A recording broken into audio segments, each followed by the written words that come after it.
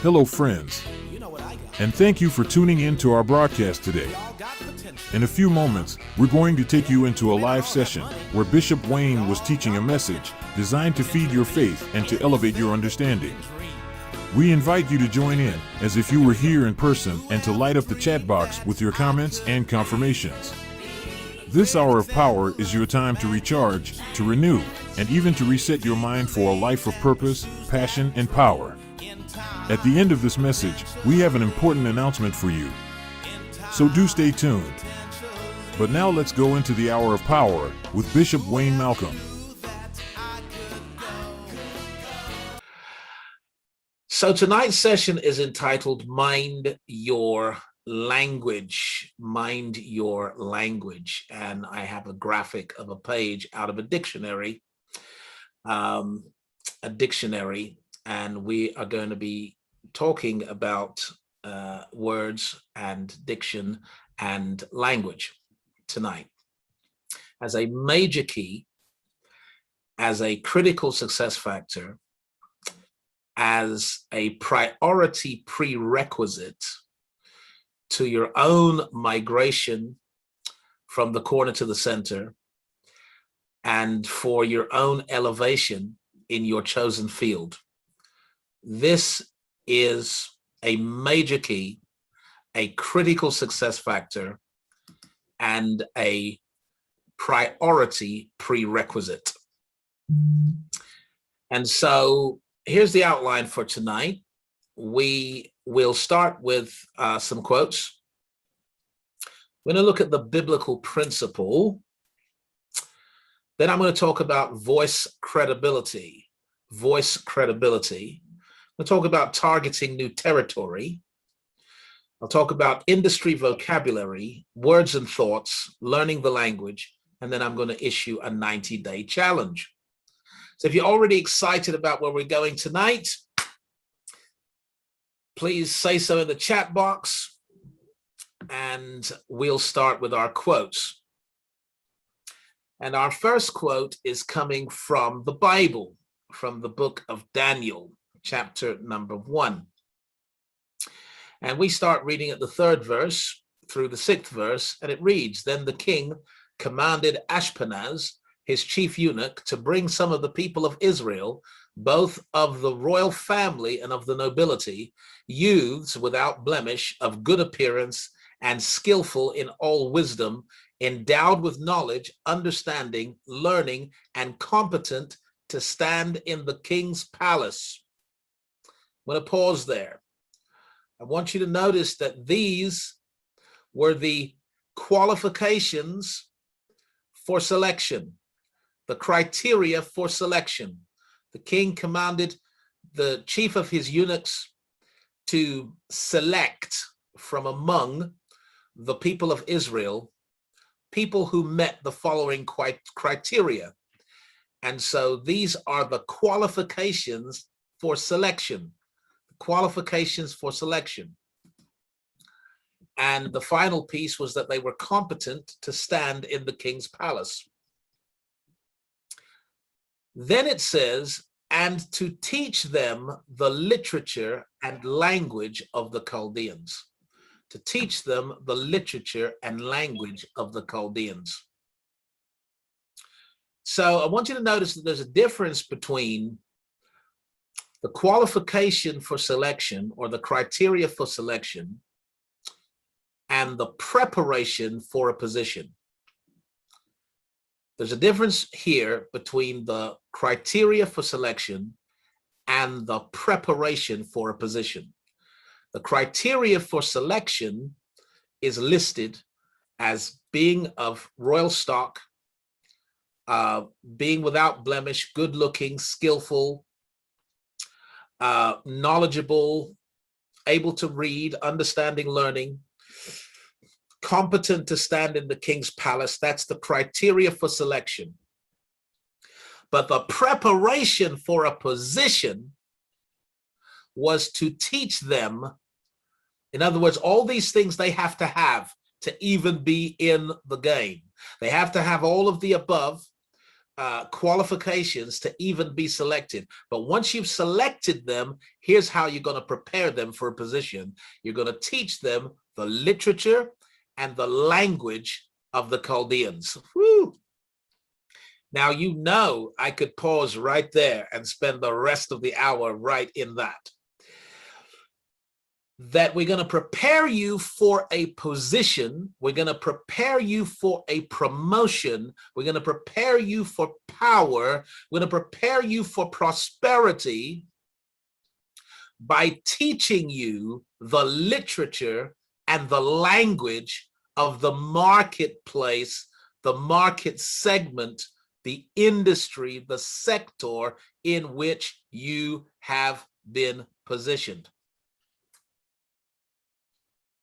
I want you to think about that. This is how we prepare you for a promotion. This is how we prepare you for a new position, how we prepare you for more power, how we prepare you for more prosperity is to teach you the literature and the language of the market in which to which you have been called and for which you have been selected. So I want you to notice the power of language right there and the power of literature that is unique to your field, because it was true of Shadrach, Meshach, Abednego, and Daniel that they were not prepared for their position until they had spent time reading the literature and learning the language of the next level. That's right, because each level has its language. Each level has its language. Let's look at some more quotes, and these are all from me. So your language opens or closes the door to a territory. Your language opens or closes the door to a territory, whether it's geographic, demographic, or psychographic. So what I mean by that, I mean that if you want to start a business in Brazil, you would be wise to learn the Portuguese language, or the dominant language of that territory, because your fluency in their language will open a door to you, and your ignorance of their language will close the door to you. You know, in whatever domain, whatever geography you want to do business, you must learn the language, because if you do that, it will open a door for you. If you fail to do that, then there's a door closed to you, and it's called the language barrier. But this is not only true of geographic spaces, it's also true of demographic groups, that there are some people, there are some demographic groups that you cannot access without learning their language. And I want everyone to make sure your own microphones are muted, because I'm hearing a little bit of feedback. So just please make sure your mic is muted. But it's true of certain demographic groups. And so when it comes to ministry, for example, when it comes to ministry, a church may want to reach out to various demographic groups, various demographic segments of the community in which they sit. And what they'll find is that there is a language barrier. There's a language barrier. And so what opens the door is a person, maybe a youth leader, who can speak youth language to young people, and this opens a door. Whereas if you approach them with perhaps more mature language, it closes the door. And it's also true at the psychographic level, because we all sit on different levels of intelligence, of thinking and of thought. And if you are moving in an industry that is academic in its nature, then your language is going to either open the door or close the door. So I'll carry on reading. Industry and organizations alike each use a language to communicate or to conceal secrets. I want you to notice this about every business, every organization, every sector, public, private, voluntary, everything uses a language, a unique language to communicate or to conceal secrets. Business secrets are veiled in business language. Financial secrets are veiled in financial language. Legal secrets are veiled in legal language. Political secrets are veiled in politicalese, okay? Medical secrets are veiled in medical language. The reason we have a medical dictionary, a legal dictionary, a political dictionary, a business dictionary, is because the secrets are veiled in the language, so that those who know the language can either communicate or conceal secrets among themselves. And so it's important to realize that industries are territories, okay? It's important to think of them as countries, as territories, and or as nations, okay? What do you think about your field as a nation? Woo, your field as a nation. When you start thinking about your field as a nation, then Matthew 24, around about verse 14, 15, somewhere there. And this gospel of the kingdom shall be preached in all the world as a witness to every nation, and then shall the end come. If you start thinking about your industry, your field, your professional field as a nation, then you realize that actually there needs to be a witness in that nation. And if there's going to be a witness in that nation, then there needs to be a witness in that language. Someone needs to be able to go into that nation, speaking the language of the nation, communicating secrets in language that the people understand. So that's really the premise. That's really the concept here. That's really the context of our session today. And I just want to give a little bit more biblical basis to what we're going to discuss, a bit more of a biblical basis. And I'm going to say that all of our marketplace leaders in the Bible, marketplace leaders or models for marketplace ministry, of which there are, there are 5 that I tend to pick out from the Old Testament. They are Joseph, Moses, Esther, Nehemiah, and Daniel, okay? I've picked on 4 for the purposes of this presentation: Joseph, Moses, Esther, Daniel.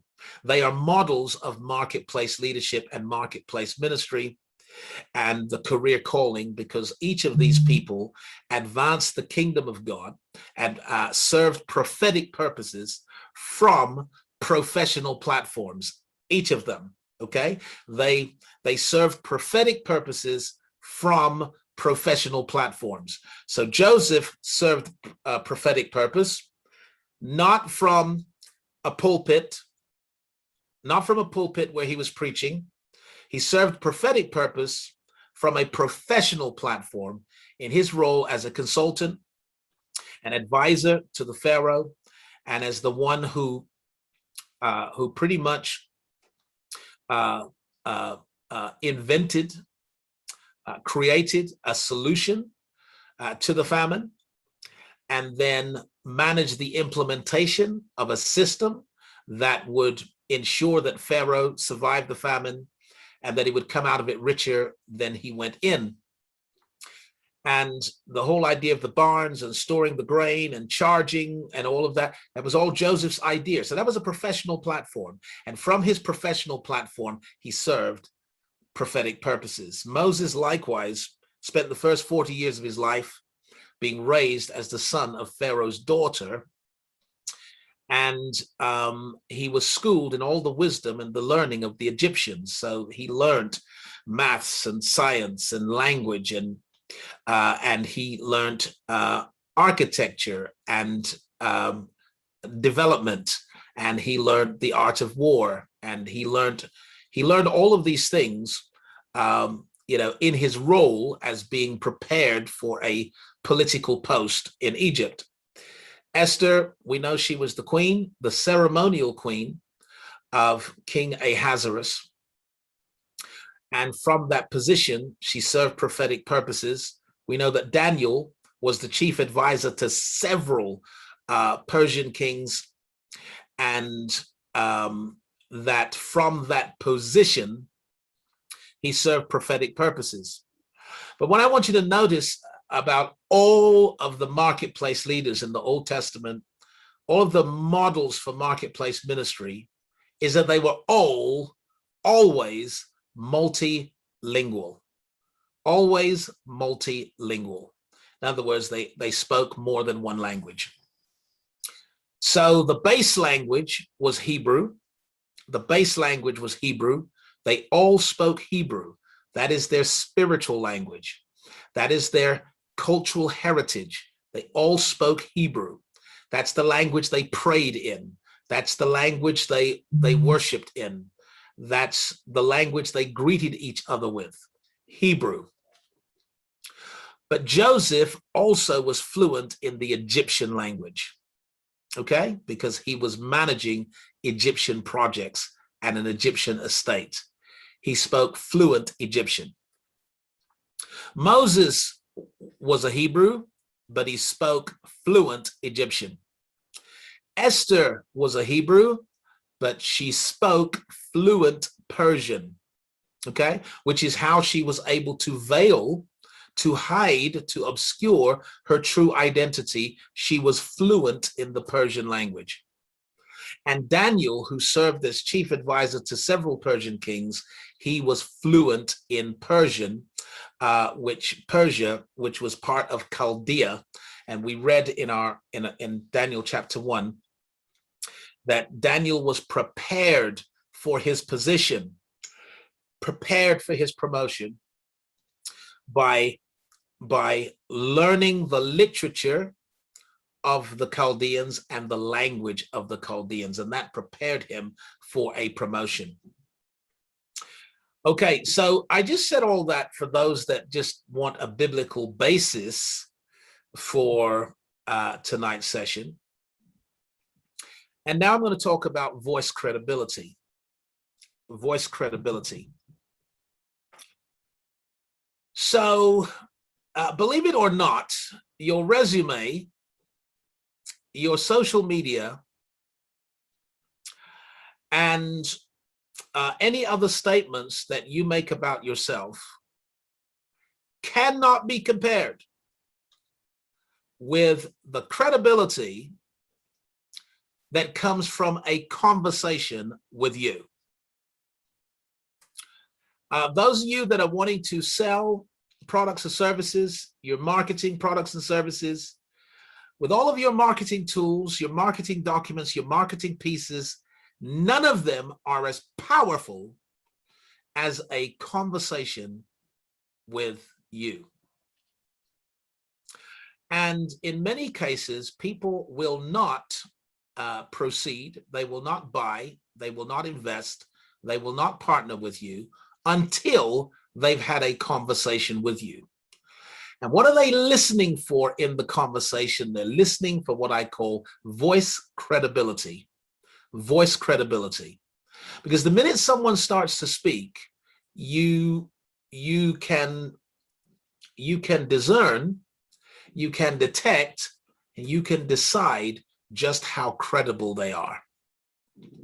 And you'll discern this, you'll detect it, you'll decide it by the language that they are speaking, including the vocabulary that they use and the fluency with which they use that vocabulary.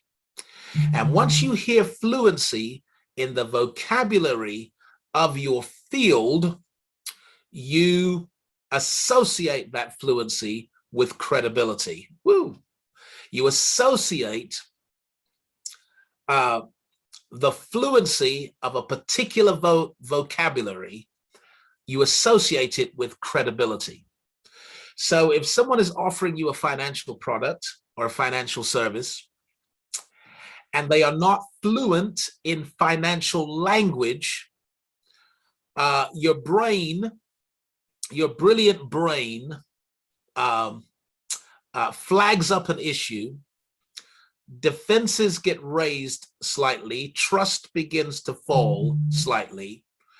And you begin to wonder whether or not this person knows what they're talking about. But if they are fluent in financial vocabulary, you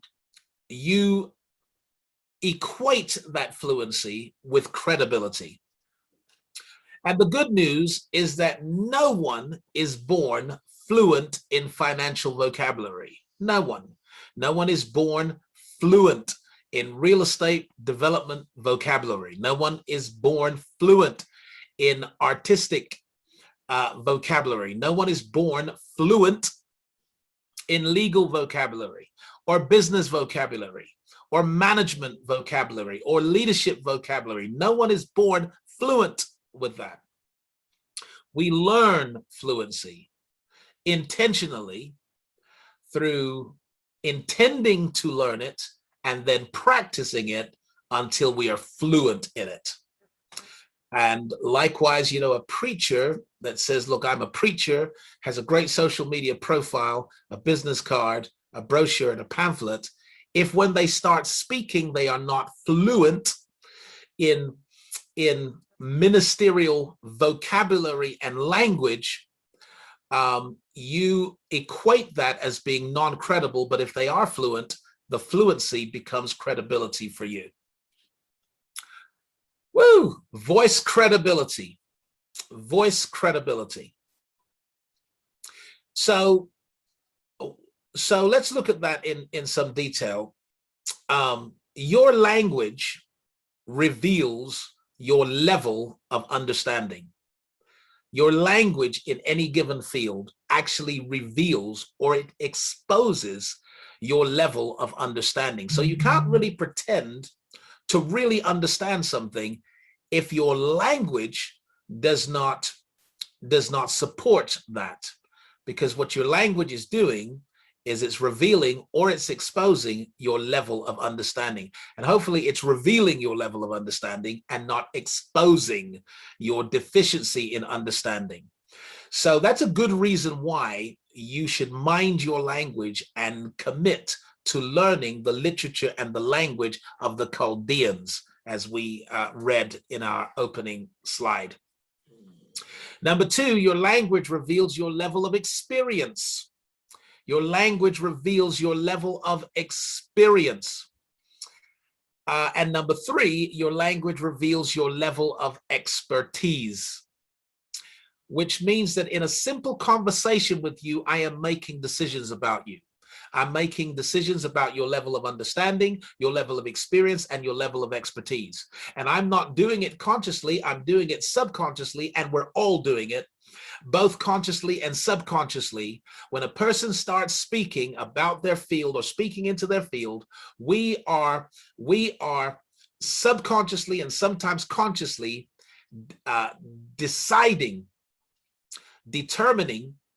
their level of understanding, experience, and expertise. And so if you are going to be ready for your next promotion, ready for more power, ready for more prosperity, ready for a new position in your chosen field, the best thing you could do to accelerate that process, to prepare for that process, is to learn the literature and the language and to become fluent in the language of that field. Because as you become fluent, you will open your mouth and people will assume, they will ascribe to you a level of understanding, experience, and expertise. That will open doors for you and become a form of currency for you, in that it will buy opportunities for you that money cannot afford. Your conversation will buy opportunities for you that money cannot afford. Woo! All right, I did say I'm going to be quick tonight because I want to take and answer some questions.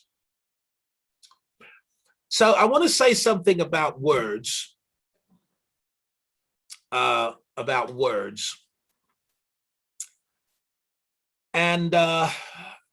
And maybe I start with the Bible again.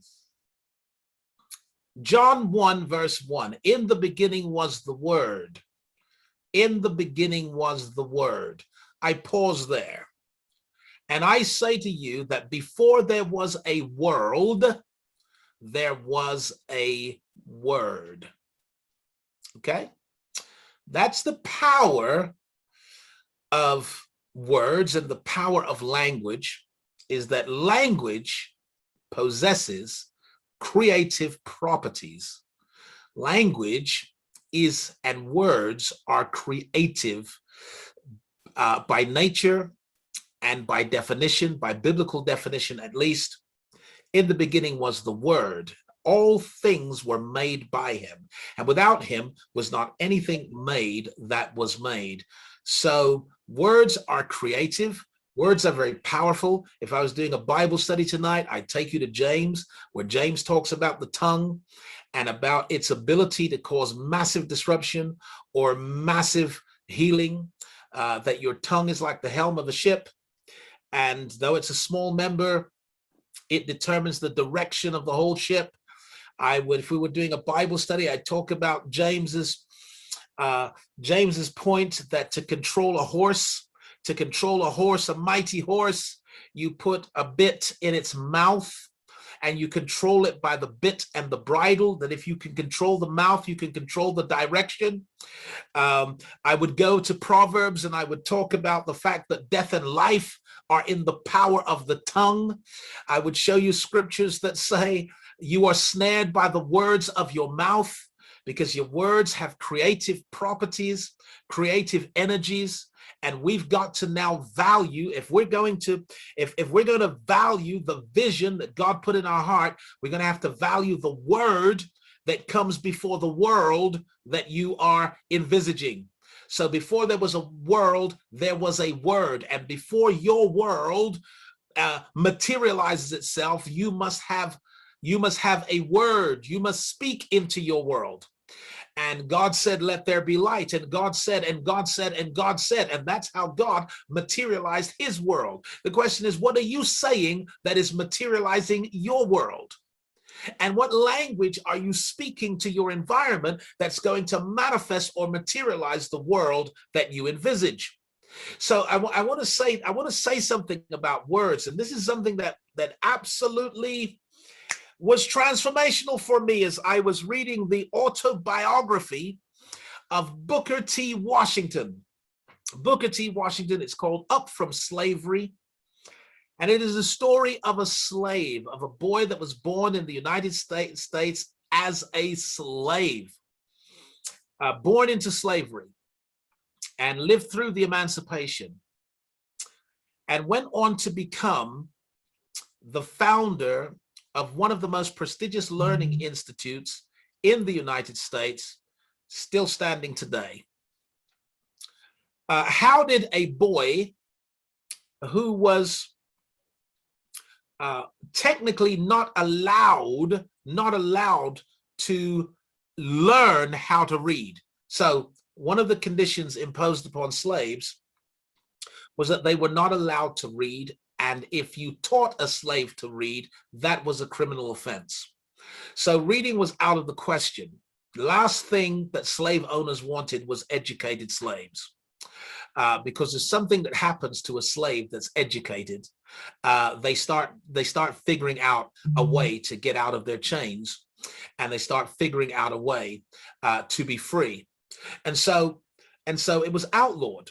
But with the Civil War, the end of the Civil War, the proclamation of emancipation, it was now legal for a slave, a former slave, to learn how to read. Now, Booker T. Washington was very young when this freedom, this newfound freedom, came to him, and he decided that what he really wanted to do was learn how to read. That's all he wanted to do.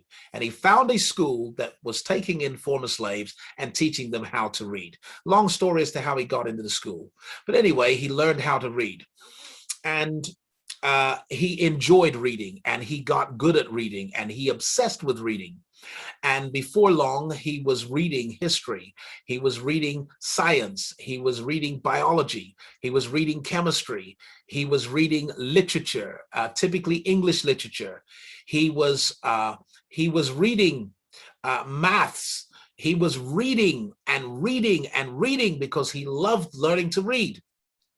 But here's what happens to readers, okay? Readers are constantly growing their own vocabulary.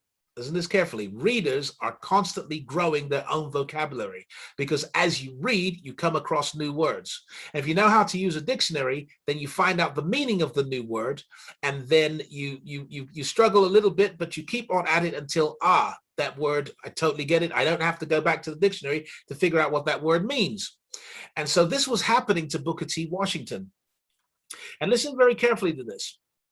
Because words are thoughts. Okay, I knew I could hear this. Some wonderful soul still has your microphone unmuted.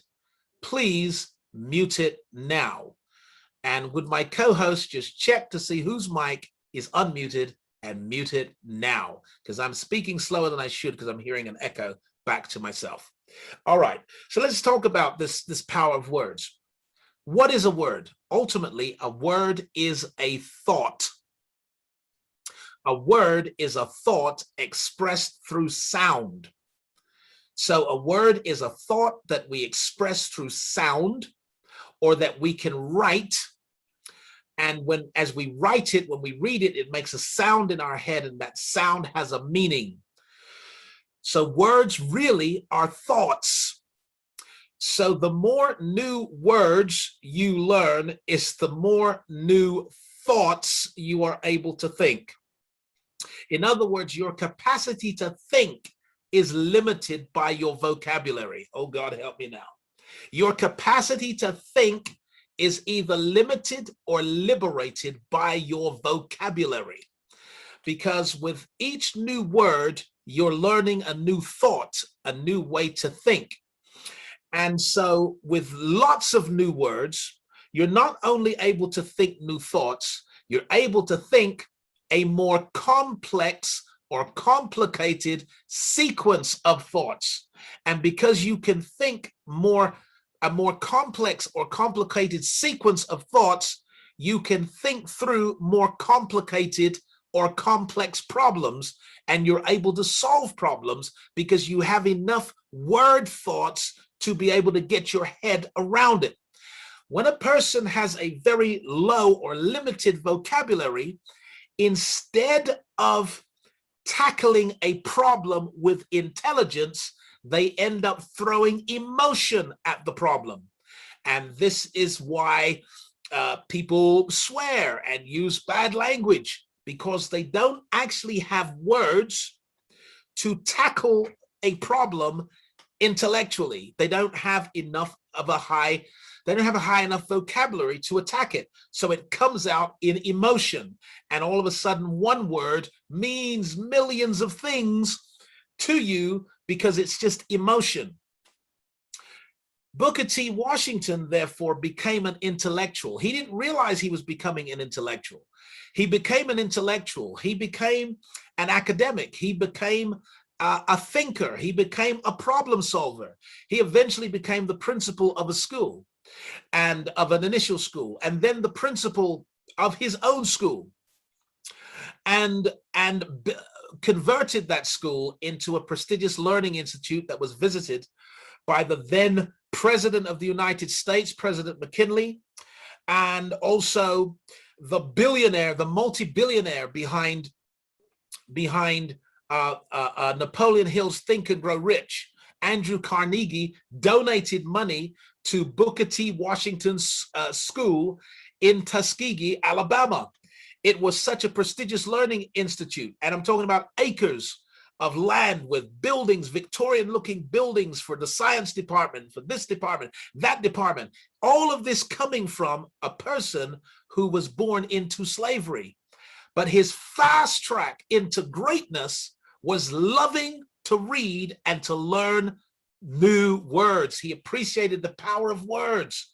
And that's what actually liberated or unleashed the fountain of his own potential, was his commitment to expanding and broadening his own vocabulary. Praise God, this is good.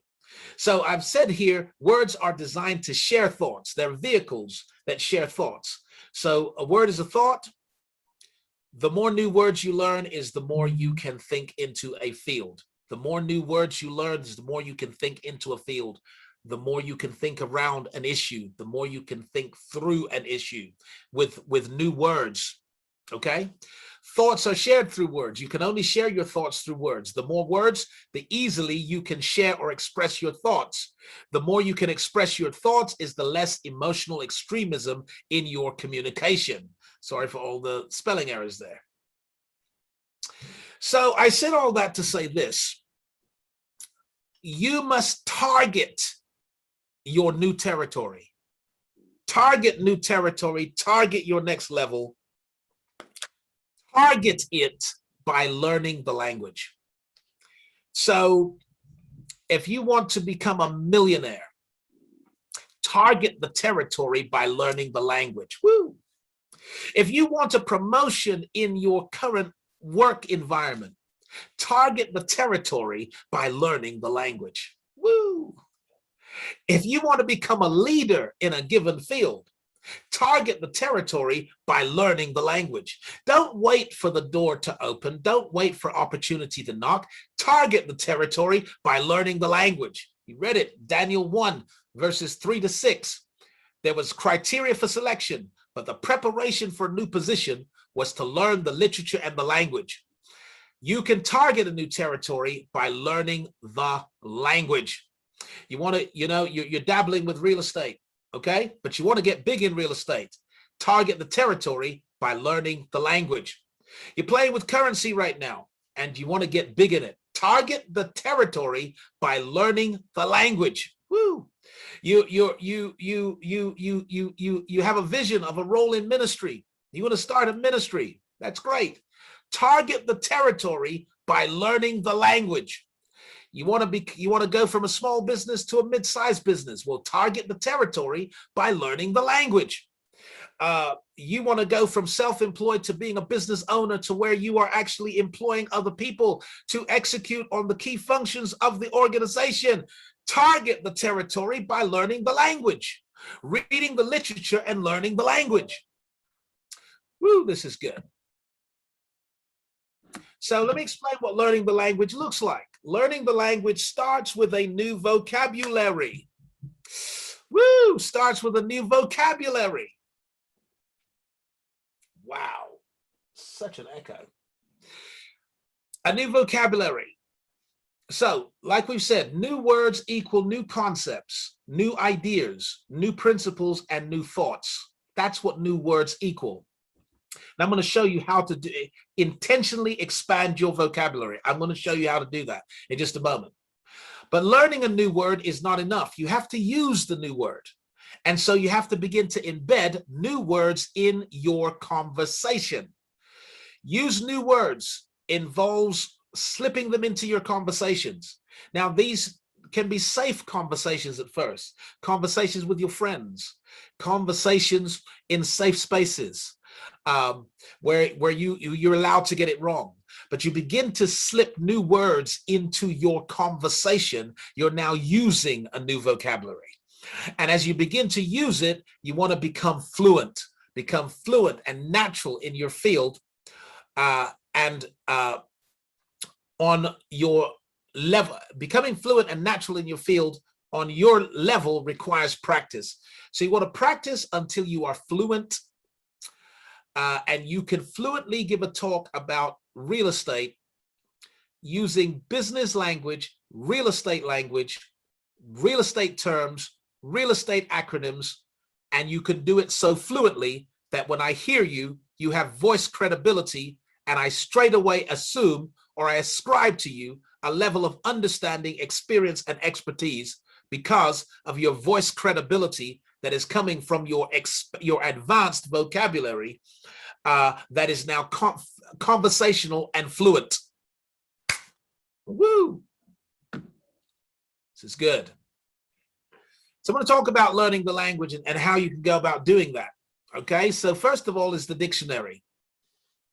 We're in a live seminar and say, let's all say dictionary. But we're not, and our mics are muted, right? So dictionary. Did you know that there is a dictionary in virtually every field? Or there is a collection of important words and phrases. So there's dictionaries of business language. There are dictionaries that cover important words and phrases in virtually every field. Your job is to figure out what field you are in and then begin to locate online a dictionary of important words and phrases in a particular field. And as you begin to type that in, you're going to find that there are literally hundreds of important words and phrases that surround your particular field. Those are the dictionaries that you need to be in possession of. Okay? Those are the dictionaries you need to be in possession of. And I'm going to show you how to use it in a moment. Secondly, you should listen to audio, seminars, podcasts, conversations held by people on your next level so that you can identify foreign concepts and learn what they mean. So you need to be listening to people who are operating on the next level. Listen to big business owners. Listen to people who are big in currency and finance and trading. Listen to people who are big in your chosen field. Listen to their conversations. And anything that you don't understand, make a note of it. I'm going to look up what that means, because I need voice credibility in this field.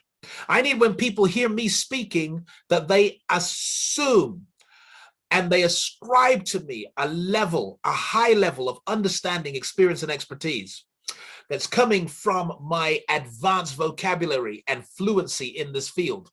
And if I'm going to get fluid in the field, I am going to need to be immersing myself in conversations, listening, eavesdropping on conversations in that field. 3 is the literature. You should read books, publications, articles written by experts in your field. Identify the foreign concepts and learn what they mean. Anything that, wow, what does he mean by that? I've seen this phrase come up. What does it mean? You want to identify it, learn it, and incorporate that into your new expanded and advanced vocabulary. And finally is immersion. If you really want to learn a new language, the best thing to do is to live in that country for 6 months. In 6 months, you will be so fluent in their language because you've immersed yourself in it. But there are ways that we can immerse ourselves in our business, in our work. If a role in management is your next level, target the level by learning the language. Get a dictionary of management phrases and important words and phrases, management ideas, concepts, models. You want to get all of that stuff, and you want to begin learning it, listening to managers talk, reading management literature, and immersing yourself in the language of management. Because when people hear you speak, your voice will have credibility. So I'm going to close with this 90-day challenge. And this is something I do, and there's a couple of new subjects now that I want to master and take to new levels. And because I want to master those subjects, I'm going to take up the 90-day challenge too. And what it means is, number one, is you get an industry dictionary, okay? So that's a dictionary or list of common phrases, terms, or concepts in that particular field. I've got to start with that list. It might not be a book. It might be a list, an assortment of things that have been collected online, but that's going to become your industry dictionary. So you want to start there. Then you go over to the top right, and what you want to do is you want to choose a word for each day. So you want a new word daily, and you're going to memorize its sound and its meaning. So it's a word a day. Now you can do this for 5 days of the week. If you want to do it for 7 days of the week, it's entirely up to you, but 5 days is just cool. Because I can tell you that 5 new words, 5 new concepts in 1 week that you begin to slip into your conversations and practice until you're fluent, those 5 words will start adding a dimensions of voice credibility to you. Just 5, let alone 10, let alone 20 new words in your business vocabulary, in your management vocabulary, in your leadership vocabulary, in your financial vocabulary, will absolutely accelerate to infinity your progress in those fields. And I've given you the biblical and spiritual and the metaphysical reasons why.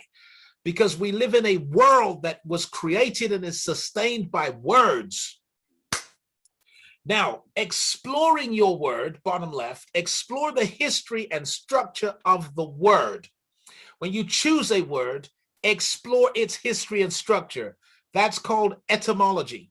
So you begin to look at the etymology of the word, which is really how the word came to be, where it came from. And when you look up the etymology of a word, you'll find out that it was originally a Latin word that was brought into English and was originally used to describe this, but is now used to describe that.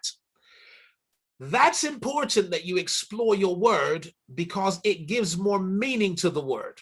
And it's a good conversation piece when you're explaining a word to someone else. It gives you voice credibility. Now go to the 4th one, which is using your word. Use your new word 3 times in a day. Incorporate it into a conversation or explain its meaning to a friend.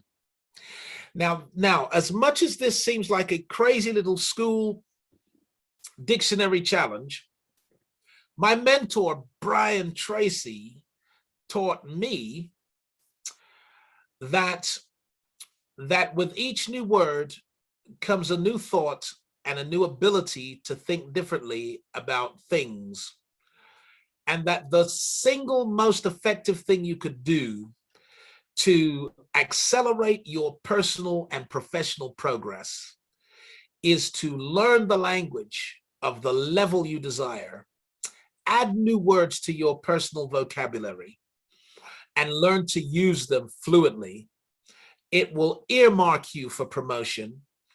It will add voice credibility to you so that people will trust you because they will ascribe to you a certain level of understanding, experience, and expertise based on your language. The truth is that we are not born with this. Some of us were fortunate to be born in it. So we grew up around a certain advanced vocabulary. But others of us didn't grow up in it. We were neither born in it or raised around it.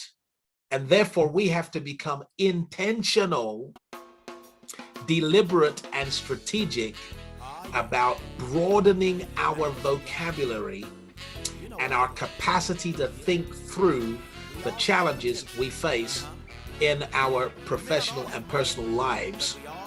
We have to be intentional about it. The results, the rewards are absolutely startling and fascinating. And I pray that some of you take up the 90-day challenge. Join Bishop Wayne Malcolm for the New Way to Wealth webinar. Did you know that the way to wealth has changed with each economic era? The way to wealth in the industrial age was an entirely different path than for those in the previous agricultural age. We now live in a digital world, in which we all engage, explore, and understand the world using media and digital technology. For all of its risks and dangers, the digital age has ushered in a level playing field for smart entrepreneurs who understand the opportunity that it represents. In this groundbreaking webinar, Bishop Wayne explains exactly how anyone, starting from scratch, can begin to generate an income online. He will likewise show how to transform and scale your business using a simple, but profound, 4-part system for success. A link to register is in the description below this video. It's free to register, so sign up and secure your seat at The New Way to Wealth webinar with Bishop Wayne Malcolm. Hey there, entrepreneurs! If you enjoy the teachings of Bishop Wayne Malcolm, I've got something amazing for you. Introducing the New Breed Community, an exclusive online platform for kingdom-conscious entrepreneurs, professionals, investors, and creators. This isn't just a community, it's a movement where we discuss and explore kingdom concepts. Here, kingdom-minded people connect, share, learn, and grow together. Inside, you'll find exclusive content from Bishop Wayne Malcolm, including special sessions just for members. And the best part? It's free to join. The New Breed Community sits on the Heartbeat platform, where Bishop Wayne Malcolm is excited to meet you online. Join us for weekly Q&A sessions with Bishop Wayne, and get exclusive insights that can transform your life. Love to read? Join our book club to feed your mind and spirit. Got a prayer request? Post it and let's lift each other up. Have a testimony? Share how God's goodness is shining in your life. We're more than just a community, we're a movement. Discover the powerful relationship between your profession and your purpose. Join us now on the Heartbeat platform. Connect with us and let's grow together. Bishop Wayne Malcolm and the New Breed Community are waiting for you. So what are you waiting for? Hit that join button and step into a world of connection and growth. A warm welcome awaits you. See you on the inside.